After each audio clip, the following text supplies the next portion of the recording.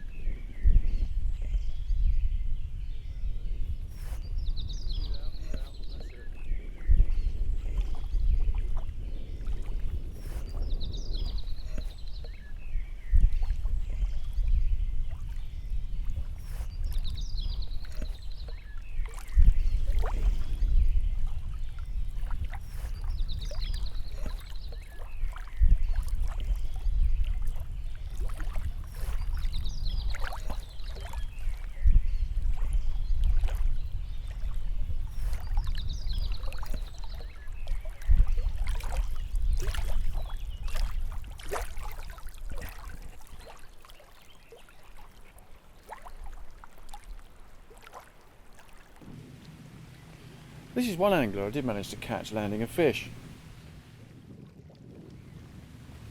He hadn't been fishing for quite some time, but he did tie his own fly, and very effective it was too.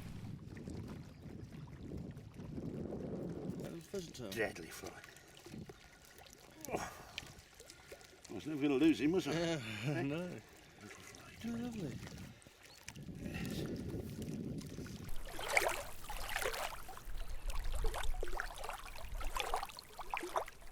Mayflies have got a very interesting life cycle. Like many waterborne insects, they spend most of their life living on the bottom of the lake or river.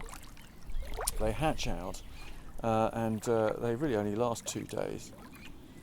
Their sole purpose is to mate. They can't feed, and they've got some interesting anatomical details, including 2 sets of genitalia, which I guess increases their chances of striking lucky when they mate.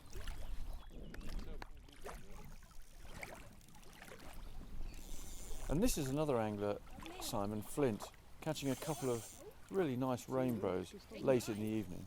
Another angler just down the dam later caught 4 in 4 casts. Now, I don't know whether it was a group of stockfish moving up and down the dam or not, but even I managed to get a take, which sadly I missed.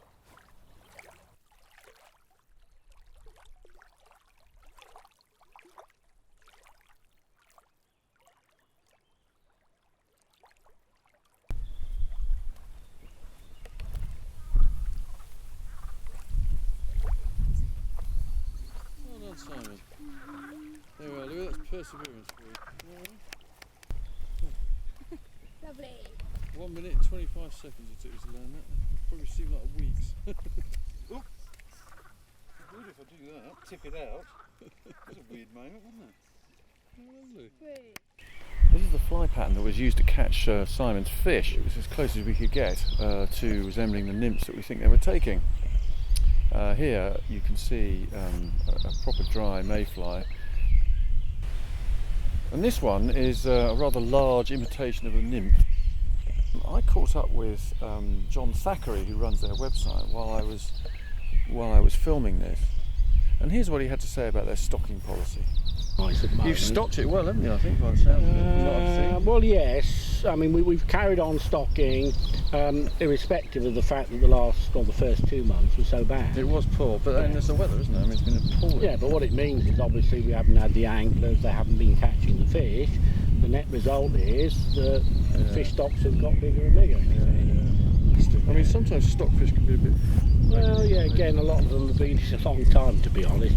But even when they do come, our suppliers don't stock quite as heavily in their stock pools as other people do. The net result is they don't get battered and beaten quite so much. And when they actually arrive here, the finnage is normally excellent condition. Yeah, it pays in the long run, I think, to do that.